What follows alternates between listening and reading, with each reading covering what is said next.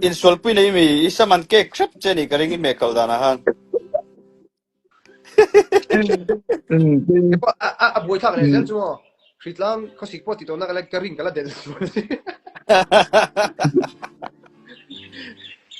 Lo ka ro nak tuwa kalau me sakang je. các khép sập ngâm lâu hết rồi nó đấy cũng chưa mà sẽ hay tí về hết nữa Oh. Lo ka ro nak tuwa kalau me sakang je. cái là chua cái món đơn nhiều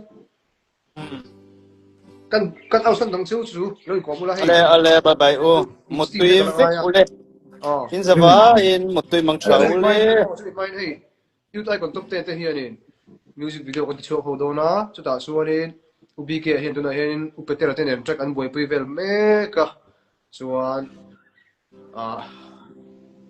kan ti chu vat do ni kan pathian sara kan dam chuan ti chuan chu ro le chuan in LPS in enge kha talent show mi ka ti min ka siang che da ro ka te ka an bo sei do na lu ngai vet ulatin mizo idol te pom le don boka ti de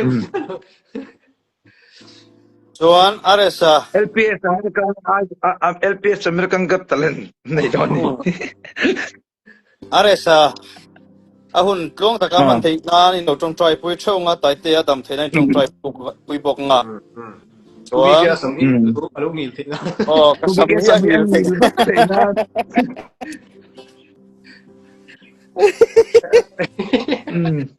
Tao kia nào